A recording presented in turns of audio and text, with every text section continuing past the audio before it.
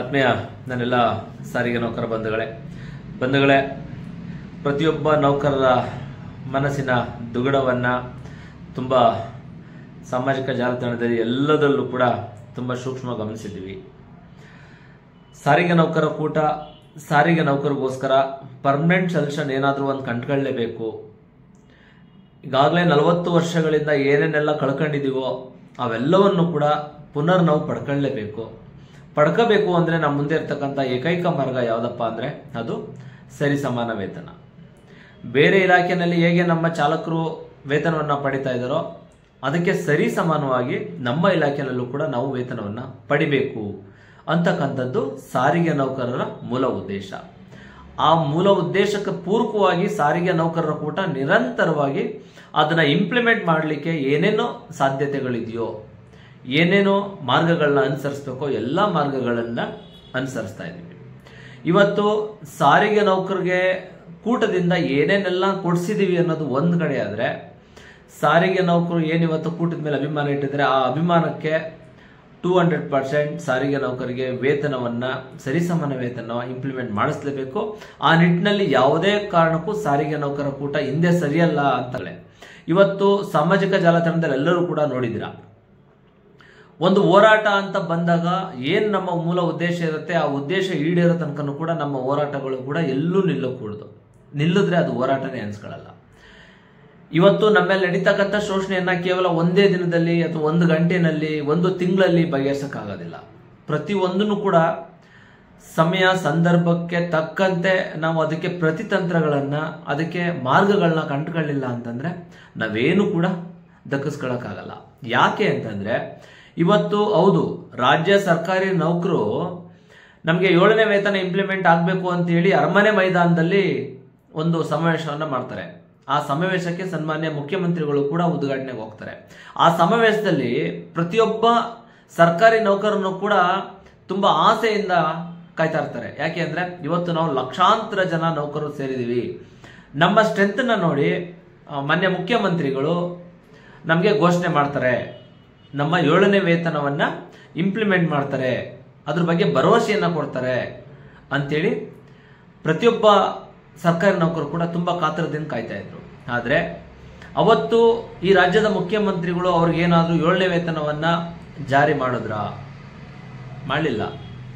ಆದ್ರೆ ಅವರು ತಮ್ಮ ಹೋರಾಟದ ದಿಕ್ಕುಗಳನ್ನ ಬದಲಾಯಿಸಿದ್ರು.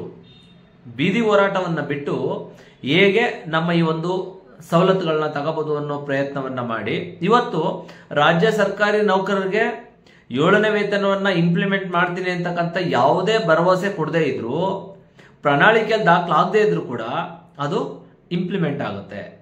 ಯಾಕೆ ಅಂದ್ರೆ ಅವರಲ್ಲಿರ್ತಕ್ಕಂಥ ಬದ್ಧತೆ, ಅವರಲ್ಲಿರ್ತಕ್ಕಂಥ ಒಗ್ಗಟ್ಟು.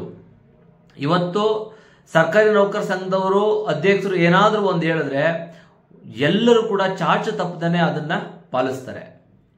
ಆ ಕಾರಣಕ್ಕೆ ಡಿ ಗ್ರೂಪ್ ಇಂದ ಹಿಡಿದು ಒಬ್ಬರ ಸೆಕ್ರೆಟರಿ, ವಿಧಾನಸೌಧದಲ್ಲಿ ಕೂತಿರ್ತಕ್ಕಂಥ ಒಬ್ಬ ಸೆಕ್ರೆಟರಿನೂ ಕೂಡ ಆ ಒಂದು ನೌಕರ ಸಂಘದ ತೀರ್ಮಾನಕ್ಕೆ ಭದ್ರಾ ಕೆಲಸ ಮಾಡ್ತಾರೆ.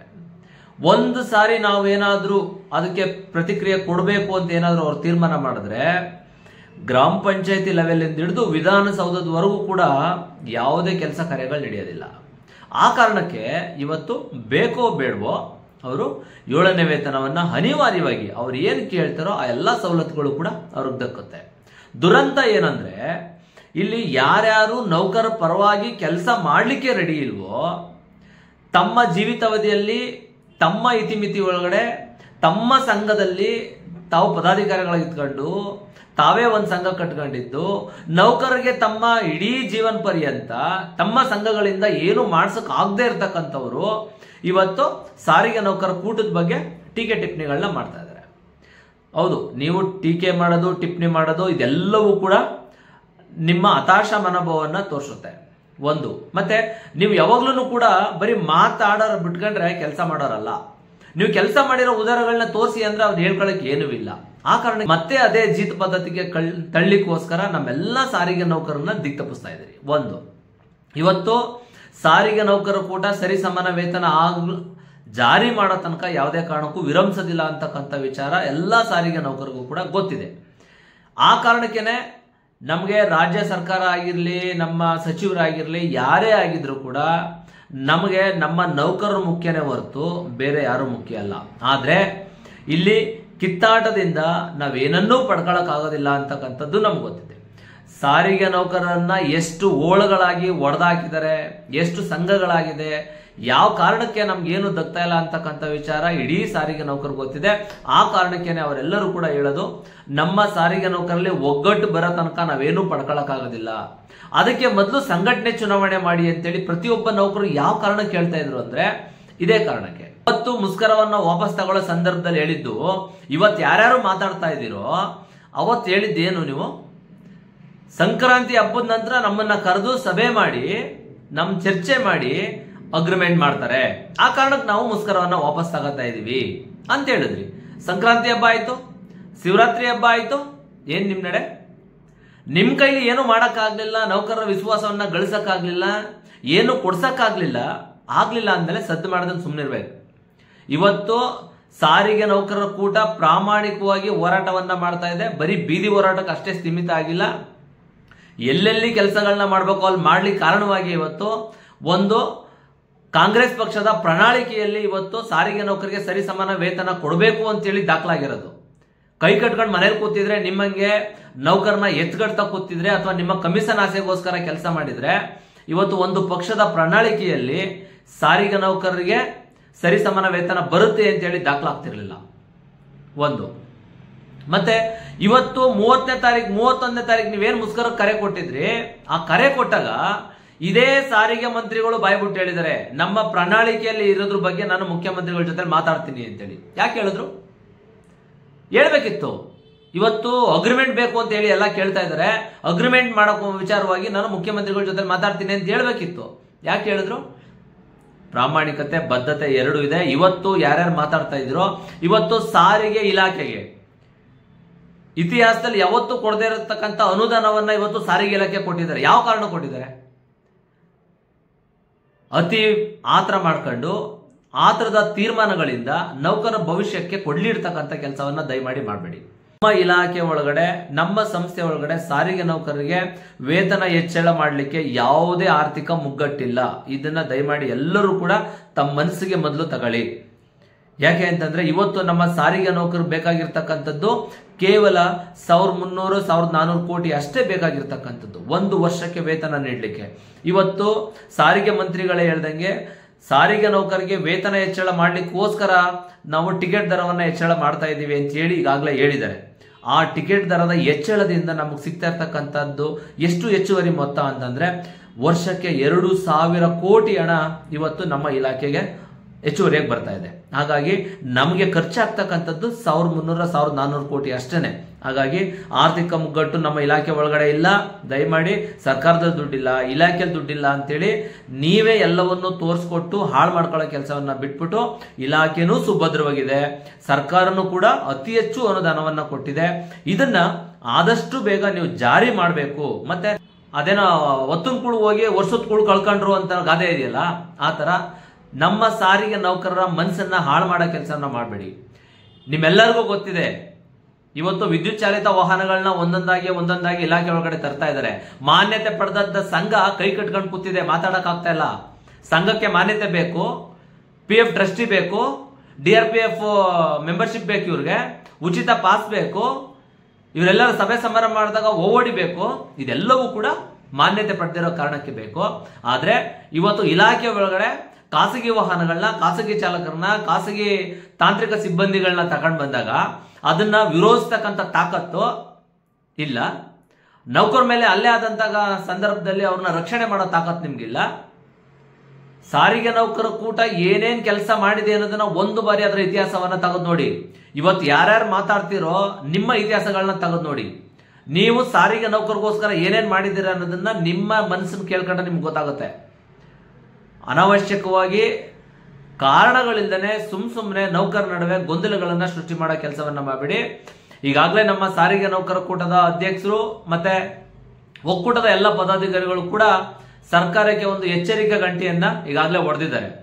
ಸಾರಿಗೆ ನೌಕರಿಗೆ ನೀವು ಸರಿಸಮಾನ ವೇತನ ಮಾಡಲಿಲ್ಲ ಅಂದ್ರೆ ನಾವು ಹೋರಾಟದ ಹಾದಿಯನ್ನ ಇಳಿತೀವಿ, ಮುಸ್ಕರಕ್ಕೂ ಕೂಡ ನಾವು ರೆಡಿ ಇದೀವಿ ಅಂತಕ್ಕಂಥ ಸಂದೇಶವನ್ನ ಹೇಳಿದ್ದಾರೆ. ಈ ಸಂದೇಶವನ್ನ ಕೊಡ್ಲಿಕ್ಕೆ ನಿಮಗೆ ತಾಕತ್ತಿದೆಯಾ? ತಾಕತ್ತಿದೆಯೇನ್ರಿ?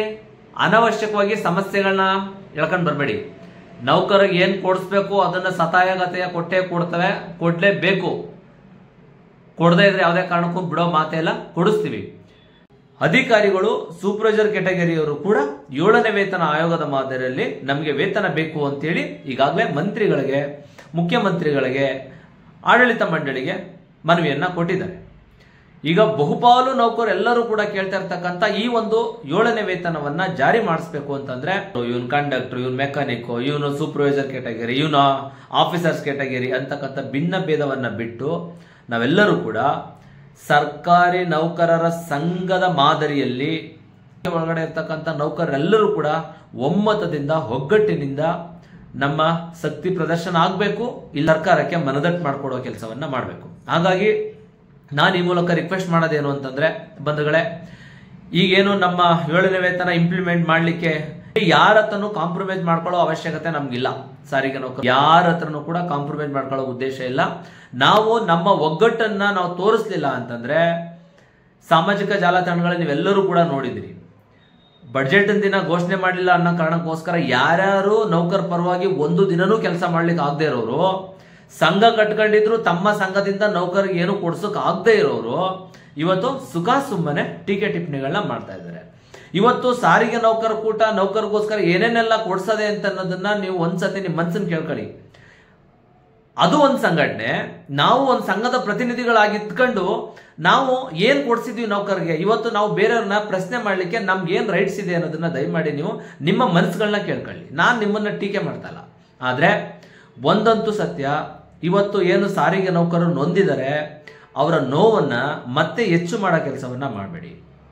ಅವ್ರ ನೋವನ್ನ ಕೊನೆಗಾಣಿಸ್ಬೇಕು ಅಂತಂದ್ರೆ ನಿಮ್ಮೆಲ್ಲ ಇಗೋಗಳನ್ನ ಬಿಟ್ಟು, ಇವತ್ತೇನು ಸಾರಿಗೆ ನೌಕರರ ಒಕ್ಕೂಟ ಕರೆ ಕೊಟ್ಟಿದೆ 7ನೇ ವೇತನ ಆಯೋಗ ಜಾರಿ ಮಾಡಲಿಕ್ಕೆ ನಾವು ಮುಸ್ಕರಕ್ಕೂ ಕೂಡ ರೆಡಿ ಇದೀವಿ, ನೀವು ಮಾಡಲಿಲ್ಲ ಅಂದ್ರೆ ಅಂತೇಳಿ ಈ ಹೋರಾಟಕ್ಕೆ ನೀವೆಲ್ಲರೂ ಕೂಡ ಬೇಸರತ್ತಾಗಿ ಸಪೋರ್ಟ್ ಮಾಡುವಂತ ಕೆಲಸವನ್ನ ಮಾಡಿ. ತಮ್ಮೆಲ್ಲರೂ ಕೂಡ ರಿಕ್ವೆಸ್ಟ್ ಮಾಡ್ತಾ ಇದ್ದೀನಿ. ಇವತ್ತು ಕೂಟ ಗೆಲ್ಲುತ್ತಾ, ಒಕ್ಕೂಟ ಗೆಲ್ಲುತ್ತಾ, ಜಂಟಿ ಕ್ರಿಯೆ ಸಮಿತಿ ಗೆಲ್ಲುತ್ತಾ ಅನ್ನೋದು ಯಾರಿಗೂ ಮುಖ್ಯ ಅಲ್ಲ. ಇವತ್ತು ಸಾರಿಗೆ ನೌಕರರಿಗೆ ಶಾಶ್ವತ ಪರಿಹಾರ ಸಿಗ್ತಾ, ಬೇರೆ ಇಲಾಖೆಗೆ ಸರಿ ಸಮಾನವಾಗಿ ನಾವು ಎಲ್ಲ ಸವಲತ್ತುಗಳನ್ನ ಪಡ್ಕೊಂಡಿದೀವಿ ಅಂತಕ್ಕಂಥದ್ದೇ ಮೂಲ ನಮ್ಮ ಉದ್ದೇಶ ಆಗುತ್ತೆ. ಹಾಗಾಗಿ ಎಲ್ಲಾ ಸಂಘಟನೆಯವ್ರಿಗೂ ಕೂಡ ನಾನು ಈ ಮೂಲಕ ರಿಕ್ವೆಸ್ಟ್ ಮಾಡ್ತಾ ಇದ್ದೀನಿ, ದಯಮಾಡಿ ನಮ್ಮ ಸಂಘಗಳ ವಿರುದ್ಧ, ನಮ್ಮ ನೌಕರರ ವಿರುದ್ಧ, ನಮ್ಮ ಇಲಾಖೆಯ ವಿರುದ್ಧ ನಮ್ಮ ವಿಚಾರಗಳನ್ನ ಬೀದಿ ರಂಪಾಟ ಮಾಡ್ಕೊಳ್ತಾ, ನಮ್ಮ ಗೌರವನ್ನ ನಾವೇ ಕಳ್ಕೊಳ್ತಾ, ನಮ್ಮ ಕೈಗೆ ಸಿಗ್ಬೇಕಾದಂತ ಸವಲತ್ತುಗಳು ಸಿಗದೆ ಇರುವ ನಿಟ್ಟಿನಲ್ಲಿ ನೀವು ಮಾಡ್ತಾ ಇರ್ತಕ್ಕಂಥ ಎಲ್ಲಾ ಕೆಲಸಗಳು ಕೂಡ ಸಾರಿಗೆ ನೌಕರರ ತಲೆ ಮೇಲೆ ಎಳಿತಾ ಇರ್ತಕ್ಕಂಥ ಚಪಡಿ ಅಂತ ನೀವೆಲ್ಲರೂ ಕೂಡ ಭಾವಿಸಿ.